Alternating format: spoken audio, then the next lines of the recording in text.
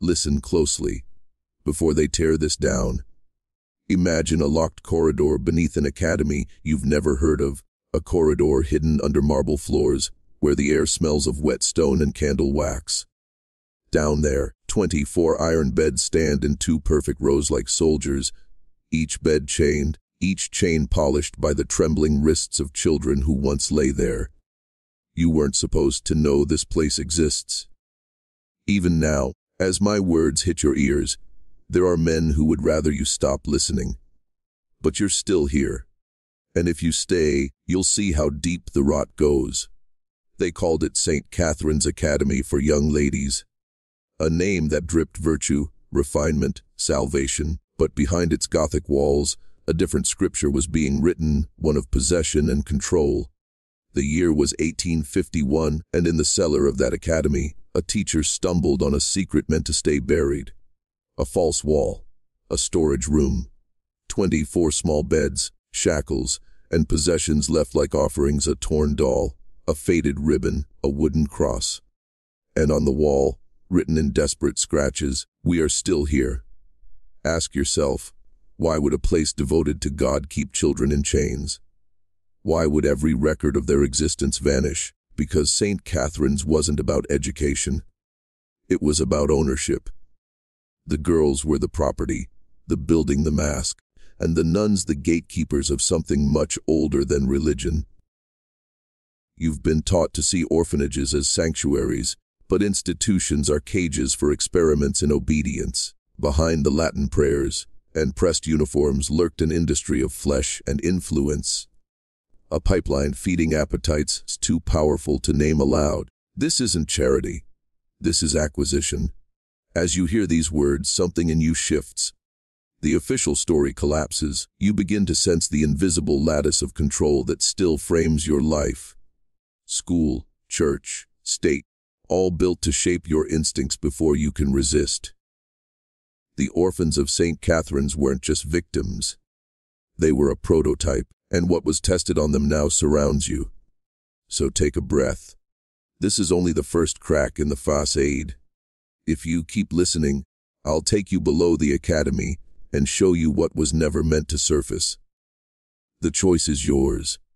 But know this, once you see the pattern, you can never unsee it. Step back into 1834, before the discovery, before the scandal, and watch how the trap was built. Salem was still shivering under its witch trial shadow, its churches hungering for moral control over the poor and the orphaned. The industrial boom had turned children into surplus bodies. To the public eye, St. Catherine's Academy appeared as salvation, an elegant brick mansion on Gallows Hill Road, windows like narrow eyes, a chapel bell tolling the language of holiness.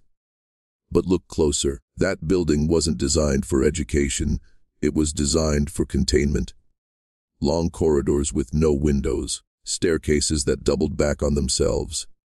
A third floor always locked. A basement no one entered without permission. This was architecture as spellcraft, a cathedral of compliance. 3 women ran it like an occult trinity.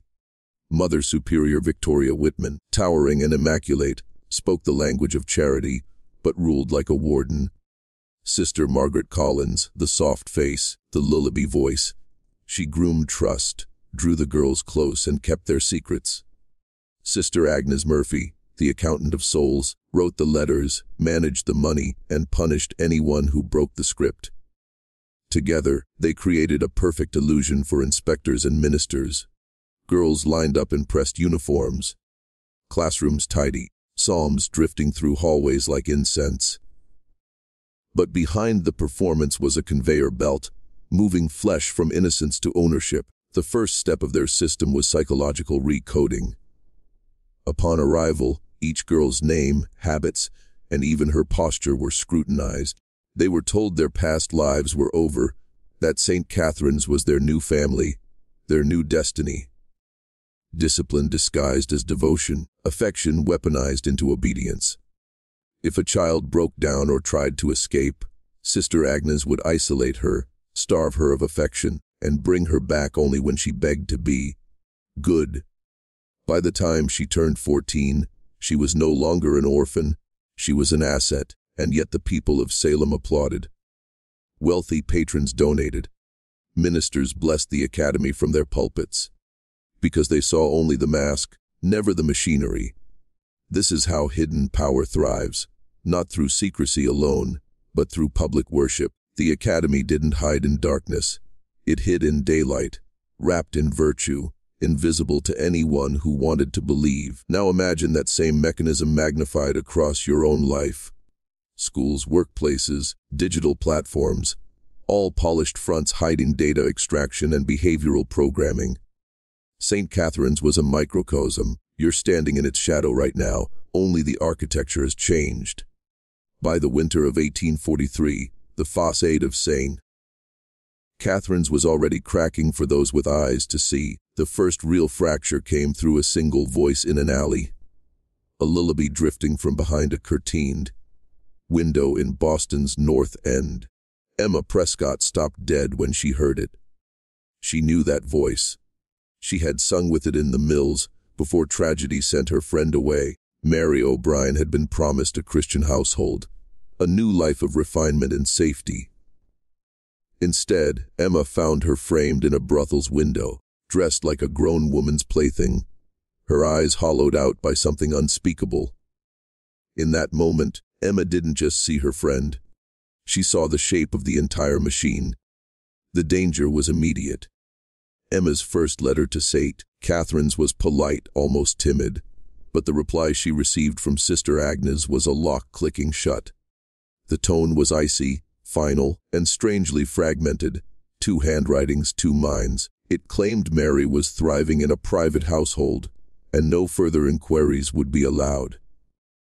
Emma's unease sharpened into dread. She began scanning every face in the city for other ghosts from St. Catherine's. And soon enough she saw another Sarah Thompson, another orphan supposedly placed, now led by a well-dressed man into a waiting carriage, wearing clothes designed to attract male appetites, not parental protection. The girls were disappearing from the academy not into families, but into a network. Understand this: institutions like St. Catherine's don't collapse because they're exposed. They collapse because someone refuses to look away. Emma Prescott became that someone. With every glimpse she caught, every whispered detail, she was assembling a map of a trade that linked orphanages, wealthy patrons, and the city's underground economy. And she wasn't just risking her reputation. In 1840s New England, a working-class woman accusing religious authorities of selling children could be ruined or disappeared herself. But Emma's letters cracked their composure.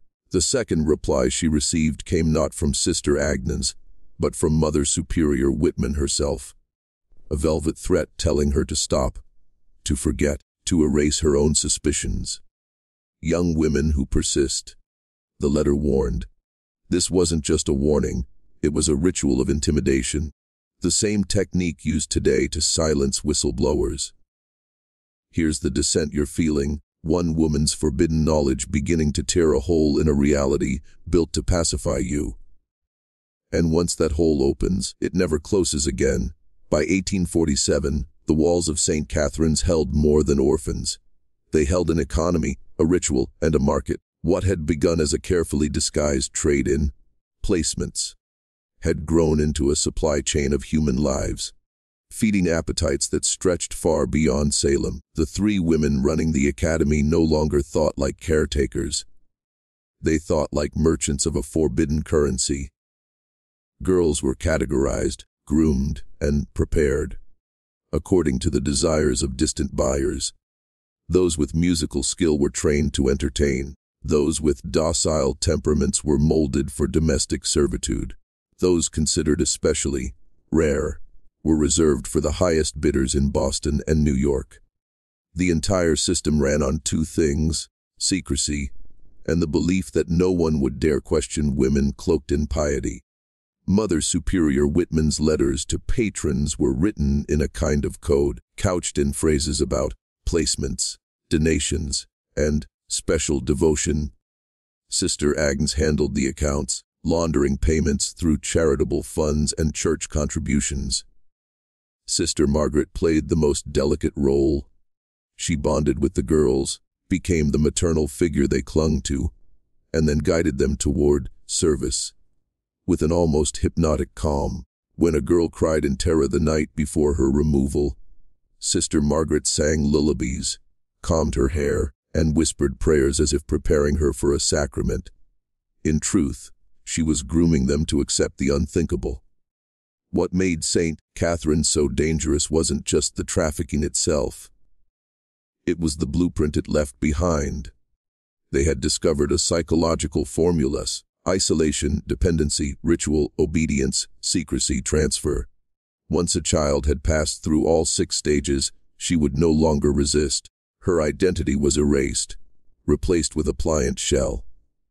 By the time she left the academy, she belonged to whoever had purchased her future. This formula outlived St. Catherine's.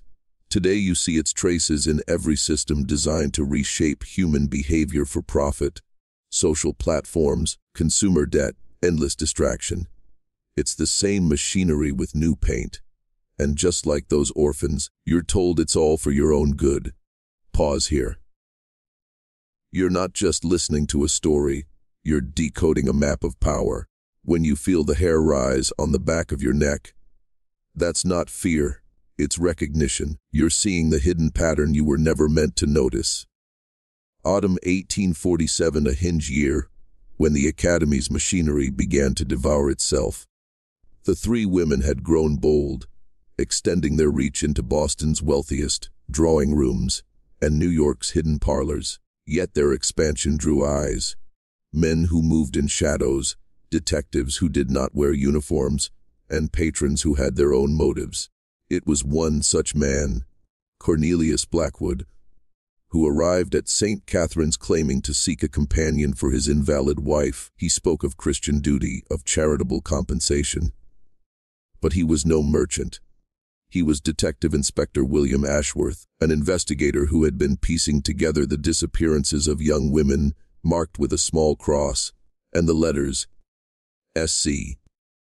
A corpse in Boston Harbor had started his hunt. Ashworth's ruse sliced directly into the Academy's secret.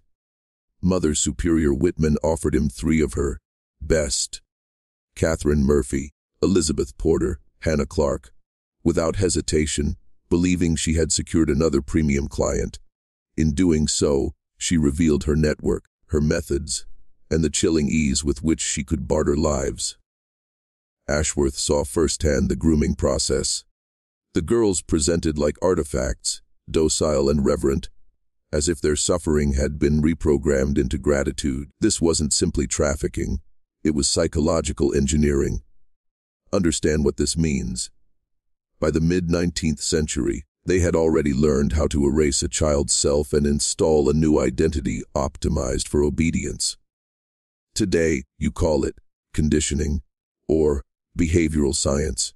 Back then, it wore a black habit and a crucifix. St. Catherine's was not an anomaly, it was a prototype, a proof of concept for how institutions could weaponize trust, ritual, and isolation to manufacture compliant human beings. And yet, even with a detective in their midst, the Academy's power structure was so well insulated that exposure would not be simple. Ashworth couldn't simply raid the building. He needed undeniable proof, and proof meant time.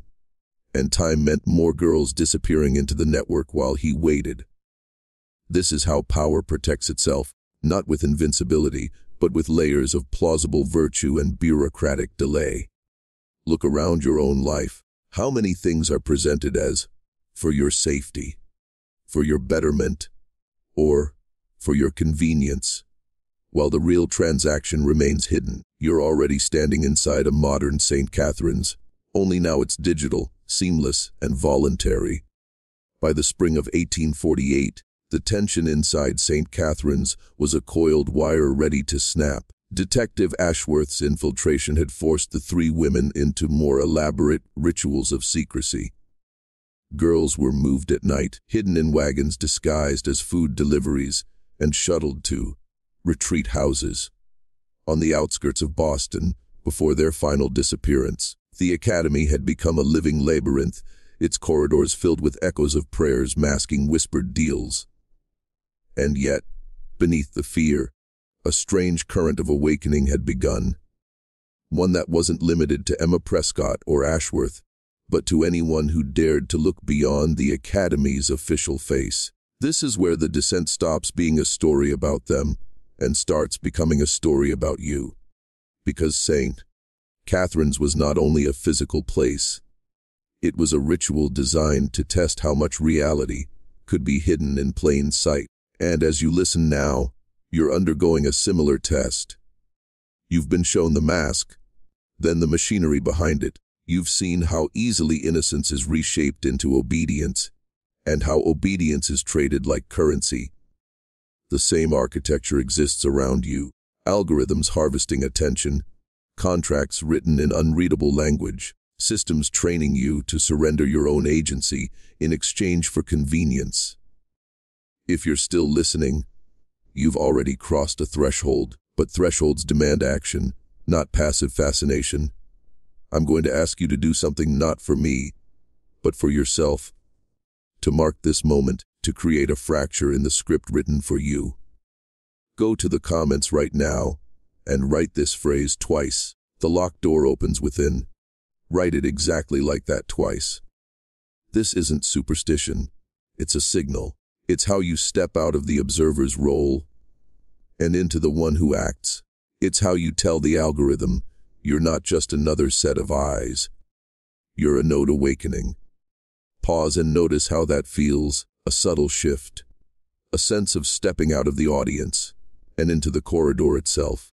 Because what's coming next will pull you deeper, past the rumors, past the threats, into the documented mechanisms of how institutions erase identities and rebuild them for profit and power. If you thought the story so far was dark, what waits beneath the chapel of St. Catherine's will show you the blueprint for every modern control system still operating today. The deeper you go under St. Catherine's, the more it stops feeling like a school and starts feeling like a laboratory. Beneath the chapel, beyond the false wall, Ashworth found rooms that didn't appear on any plans, a chamber lined with iron hooks, ledgers stacked like scripture, and rows of small wooden boxes labeled only with initials and dates. Inside each box, locks of hair, scraps of fabric, trinkets that once belonged to the girls. It was as if the sisters had been harvesting, not just bodies but identities, stripping each child down to fragments and archiving them like trophies. This wasn't religion. This was ritual technology, breaking a self into parts so it can be reassembled to order. The ledgers told the rest. Names, ages, placements, and coded notes about temperament, training, and special use. It was all there in plain ink. Enough to expose the entire operation if Ashworth could get it out, but every ledger was guarded by layers of intimidation, bribed officials, and the nuns' carefully cultivated reputation. To accuse them was to accuse the entire moral scaffolding of Salem's elite. That's why power loves to wrap itself in holiness. No one wants to believe their own saviors are predators. What's crucial here is the pattern. The girls weren't merely trafficked. They were systematically reprogrammed. Cut off from their past, deprived of contact, placed under strict ritual schedules, and rewarded only when compliant. Their speech changed. Their posture changed. Even their memories blurred until they doubted their own origins. By the time they were placed, they were blank slates carrying only the identity the Academy had written for them. This wasn't random cruelty. This was a prototype for behavioral control, a blueprint later mirrored in military training, advertising, and mass media. Think of how you're treated now by digital systems. Notifications, micro-rewards, endless scrolling, all designed to produce the same result: blankness, pliancy, compliance. St. Catherine's stripped orphans of their names. The modern machine strips you of your focus, your time, your narrative. Different tools, same architecture. And still, in 1848, almost no one wanted to see it. The city of Salem kept sending its daughters, convinced of the Academy's virtue. Because the greatest spell Saint Catherine's ever cast wasn't on the girls.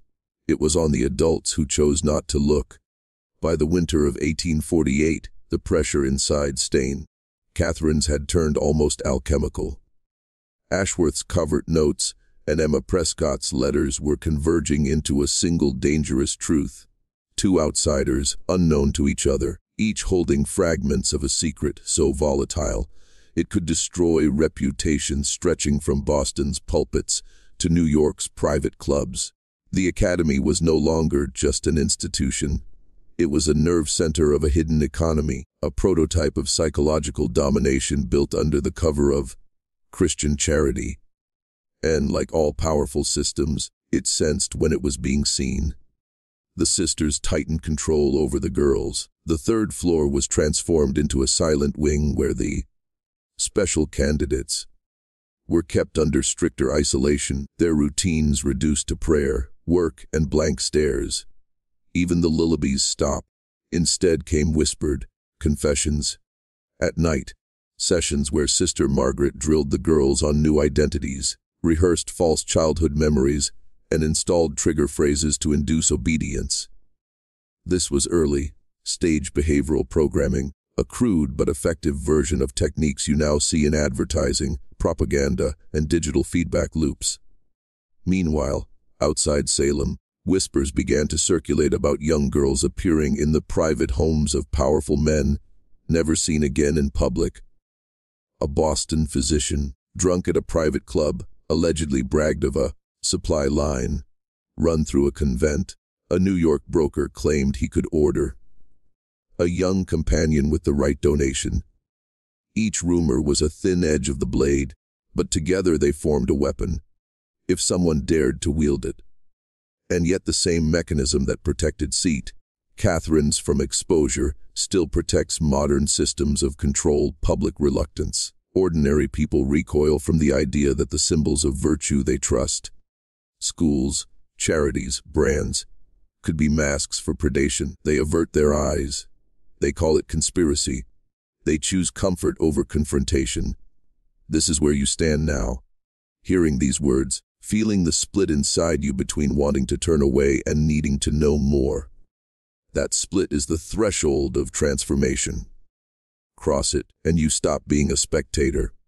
Cross it, and you start to see the whole lattice of hidden control wrapped around your own life. Spring 1849, Salem's elites still knelt in pews and praised the sisters' charity. But underground the machine was grinding itself raw. Ashworth had obtained copies of 2 ledgers and a small iron key pried from the basement door during one of his clandestine visits. Emma Prescott, meanwhile, had begun speaking quietly to dockworkers, laundresses, and seamstresses who had caught glimpses of girls in forbidden places. Separate threads, weaving a single net. Neither of them knew it yet, but they were building the first map of an institutional predator. Inside the academy, the girls chosen for placement were now subjected to what the sisters called the quiet or sessions where they sat blindfolded in candlelight, while Sister Margaret whispered coded prayers designed to fracture memory and induce suggestibility. It was a mix of Catholic mysticism and crude hypnosis, but it worked. By the time they left the academy, the girls no longer flinched, no longer remembered the lives they'd had before. To the public, it looked like virtue and refinement. In truth, it was erasure. Ashworth began to understand that he was not investigating a mere trafficking ring, but a full-spectrum conditioning system. His own notes describe it as a crucible for remaking the self. He compared it to alchemy, base material transformed into something pliant and profitable. What stunned him most was the ledger's margin notes, symbols resembling Masonic ciphers and esoteric sigils, next to certain girls' names, as if cataloging occult properties as well as physical traits. Whether these marks reflected belief or bookkeeping hardly mattered. It revealed a worldview in which children were commodities of both body and spirit. Think about that.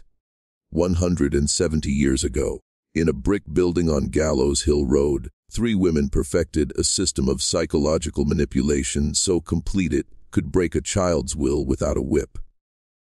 Today, the tools are invisible: screens, data, predictive analytics. But the goal is the same: compliance without force, obedience without question. At this stage in the descent, your mind should be making connections between then and now. That's not paranoia, it's clarity. St. Catherine's was an experiment. The experiment never ended. Only the methods evolved. By the summer of 1849, the cracks inside St. Catherine's had become fault lines. Ashworth's undercover role was nearing collapse. He had gathered enough fragments, ledgers, coded correspondence, witness accounts, to implicate the Academy. But he lacked one thing that would make the whole structure undeniable: a living survivor who could testify. Without a human voice, the ledgers could be dismissed as fabrication. With one girl's testimony, the facade could implode. That search became his obsession. Emma Prescott was equally desperate. The threats from Mother Superior Whitman had become more explicit, delivered by men who followed her home at night or lingered outside her workshop. But Emma refused to stop writing letters, slipping notes to sympathetic priests, city officials, even abolitionists. Anyone she thought might listen. Each time she risked exposure, but she also pushed the secret closer to daylight. Inside the Academy, the rituals grew harsher. Girls were kept awake for nights at a time, fasting and forced prayer designed to dissolve resistance. Sister Agnes began rotating the older girls into sisting roles, using them to indoctrinate the younger ones, turning victims into enforcers, a tactic still used today in high-control groups and digital echo chambers. Sister Margaret, once the gentle face, had become withdrawn, her lullabies replaced with muttered penances. Even she seemed to sense the walls closing in. Ashworth eventually identified one potential witness, a girl named Hannah Clark, 16 years old, still at the Academy but scheduled for placement. Within weeks, he planned to extract her under the cover of a nighttime inspection. But every move was risky. The sisters had allies in law enforcement and the church, and a single leak could doom them all. Pause and see the pattern. Every time power feels threatened, it tightens control, accelerates conditioning, and weaponizes fear to hold its victims in place. The Academy was doing exactly what modern systems do, turning up the volume of distraction and intimidation the closer someone gets to the truth. And yet, cracks always appear. Even the most carefully crafted system eventually confronts the one thing it cannot fully control: a human being who refuses to look away. Hannah Clark represented that fracture. Saving her meant ripping a hole in the ritual and exposing what lay beneath. Night fell early over Salem on October 3, 1849. A thin mist hung over Gallows Hill as Ashworth moved like a shadow through the Academy's service passage. The iron key tucked in his palm, every sound seemed amplified. The scrape of his boots, the faraway toll of the church bell, the faint weeping of girls somewhere in the building. He had rehearsed this rote for weeks. His plan was simple: reach Hannah Clark's dormitory, extract her silently, and smuggle her to a waiting carriage near the docks. But simple plans die fast in complicated places. Inside, the sisters had doubled their watch. Candles burned low in the chapel, casting long spines of light across the corridor. Sister Agnes patrolled with a lantern, her rosary clacking like a warning bell. The quiet hour had ended only minutes before, leaving the girls disoriented and docile. Perfect conditions for control, but also a window of confusion Ashworth could exploit. He found Hannah curled on her cot, eyes wide but clear. She had heard whispers of his plan through another girl. Emma Prescott's network had reached even this far. When he whispered her name, she didn't cry out. She simply rose, clutching a small wooden cross to her chest, and followed. They made it as far as the back stairwell before the alarm sounded. A single bell from the chapel rung, not for prayer but for intrusion. What followed was chaos cloaked in ritual. Doors slammed, Footsteps thundered, and prayers rose like a chant to drown the noise. The sisters were not calling the police. They were sealing the building, just as they had done before any placement. Ashworth realized too late he had walked into a trap. Someone had betrayed him, or perhaps the academy had always known. Still, even as the net closed, the moment mattered. Hannah was out of her dormitory, her mind awake to the possibility of escape. That tiny shift, from captive to fugitive, is the hinge of every system of control. Once someone acts, the architecture of fear begins to weaken. Think of your own life. Every system hoping to own your attention, your labor, your sense of self counts on you staying passive. The instant you step outside its script, even a little, you start to puncture its spell. The alarm bell echoed through every hall of St. Catherine's like a ritual incantation. Doors slammed, latches dropped, and a black wave of nuns surged from the chapel with lanterns raised. Ashworth pulled Hannah behind a stack of laundry carts, whispering for her to stay silent. Somewhere above them, Sister Agnes's voice rose in a prayer that sounded more like a curse. The academy had been built to contain children. Now it had transformed into a snare for an adult predator of its own making. Hannah's eyes darted, her breath sharp and fast, but she didn't break. This was the first time in years anyone had tried to save her. The possibility itself gave her strength. Ashworth sensed it. In his later notes, he described how the girl's presence steadied my own resolve. This is how resistance travels, not as slogans or manifestos, but as one person's courage igniting another's. They slipped through the servants' corridor, toward the cold chute, their last possible exit. Ashworth had noticed it weeks earlier, a rusted iron hatch leading to a storage yard outside the academy wall. But when he reached it, the hatch had been bolted from the outside. Someone had known. He was out of time. Sister Margaret appeared at the far end of the hall, holding not a lantern but Hannah's small wooden cross. Her face was pale, eyes sunken, but her voice was steady. You don't understand what you're undoing. It was not a threat but a plea. For a heartbeat the three stood frozen. Detective, child, none each carrying their own vision of salvation. Then Sister Margaret stepped aside. No shout, no alarm, just a slight tilt of her head toward the laundry doors. Ashworth seized the moment, dragging Hannah through a side passage as Margaret whispered something neither of them caught. That single act cracked the academy's unity. In helping them escape, Sister Margaret revealed the system's one vulnerability, the conscience of an insider. It is always the conscience, not the walls or the rituals, that breaks first. They fled into the night, Hannah barefoot, Ashworth gripping the ledgers under his coat. Behind them, Catherine's bell kept tolling, a sound like a machine breaking down under its own weight. Ashworth and Hannah stumbled into the pre-dawn streets of Salem, like fugitives from a dream. The harbor air smelled of salt and coal. Gulls cried overhead as if mocking the town's silence. They did not pause until they reached Emma Prescott's tiny workshop, its shutters drawn tight. Emma opened the door before Ashworth even knocked. She had been awake all night, praying and waiting for a signal that the plan had worked. When she saw Hannah standing there, barefoot and trembling but alive, she began to cry.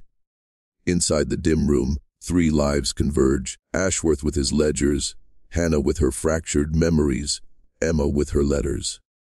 For the first time, the academy's victims and its hunter were in the same space, able to compare notes and see the full shape of the horror. Ashworth recorded Hannah's testimony by candlelight while Emma prepared a packet of documents for the Boston Abolitionist Network. They knew their time was limited.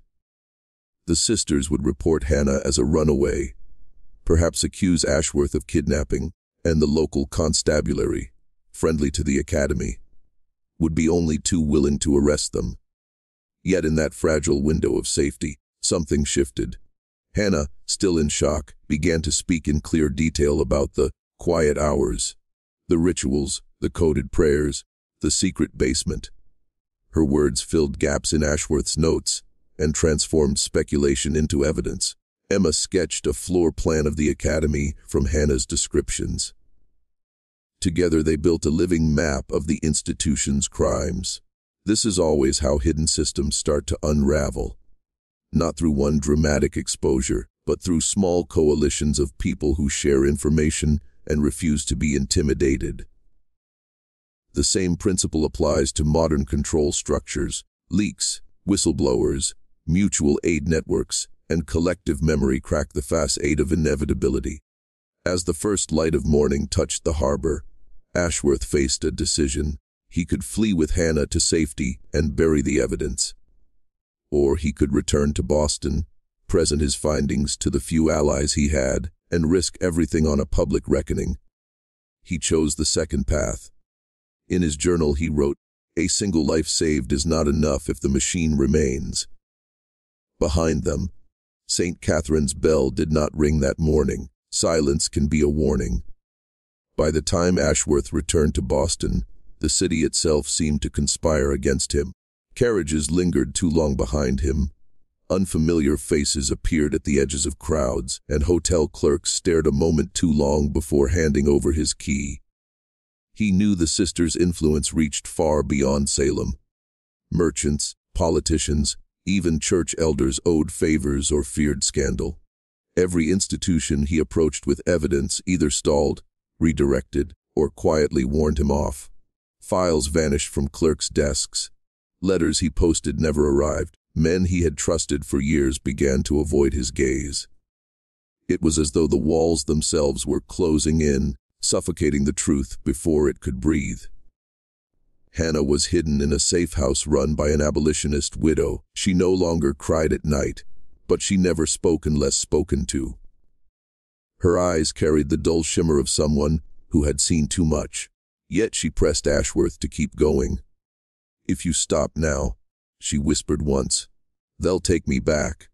Those words burned into him, more powerful than any oath of office. He began duplicating every document, every drawing, every witness statement, sending copies to multiple addresses under false names. He understood the first law of fighting hidden power: redundancy. Emma, too, had changed. She stopped signing her real name on correspondence and began moving between friends' houses at night. Her hair was cropped short for disguise. She knew she had crossed an invisible threshold. Once you drag a secret into daylight, you become a liability to those who built the darkness. Still, she refused to retreat. Together the three of them became a cell, operating like insurgents in their own country, bound by information and a vow they could not break. And here is where your own initiation begins, because the mechanisms that silenced Ashworth in 1848 are the same ones muting you now. Control of narrative, quiet intimidation, reputation attacks, procedural delays. Once you see the pattern, you cannot unsee it. If you have followed this far, you are already part of a lineage of men who refuse to swallow the official story. To seal that, type the phrase, "The bell has no tongue," twice in the comments right now. That symbolic act marks you, aligns you with the watchers who refuse to be lulled back to sleep. Do it now, before we descend even further. Section 15 will reveal what Ashworth did next, and why the Academy's power still echoes. The night before Ashworth was scheduled to present his evidence to a secret panel of sympathetic officials, a storm rolled in from the Atlantic like a black wall. Rain lashed the rooftops, washing soot from the chimneys and filling the city with a smell of iron and brine. He sat at a desk in a rented room above a print shop, the packet of documents sealed in wax beside him. He had made 3 copies, hidden in separate locations, but he could not shake the sense that time was running out. Every shadow felt like an accomplice. Every knock at the door felt like a signal. At midnight, Emma arrived soaked and pale. She had intercepted a whisper from one of her contacts. The sisters knew about the meeting. Men had been dispatched from Salem under cover of the storm, and not all of them were clergy. Ashworth listened in silence, then calmly slid his revolver across the desk toward her. "If I don't make it," he said, "you know where the other packets are. Burn one, deliver one, hide one." She nodded, her hands trembling but her eyes steady. Down at the safe house, Hannah lay awake staring at the ceiling beams. She had begun to dream of the academy's locked third floor. A corridor lined with doors, each door hiding a girl she could not name. In her dream, she opened them one by one, only to find mirrors reflecting her own face. She sat up, shivering. Somewhere deep inside, she understood that what had been done to her body was only part of a larger ritual, meant to break the will of a generation. And then, just before dawn, the storm broke. Ashworth stepped into the street with the wax, sealed packet hidden beneath his coat. He did not take a carriage. He walked, counting the alleys, eyes flicking to every upper window. Somewhere in the wet clatter of horse hooves and gutter runoff, he realized the trap was already closing. Footsteps echoed behind him, synchronized, deliberate. He did not run. He had chosen this path, and every man who chooses to confront a hidden system must be prepared to walk it to the end. The clock struck 5. Salem's bell tower miles away, tolled once as if in warning. Ashworth turned toward the sound and kept walking. The reckoning was about to begin.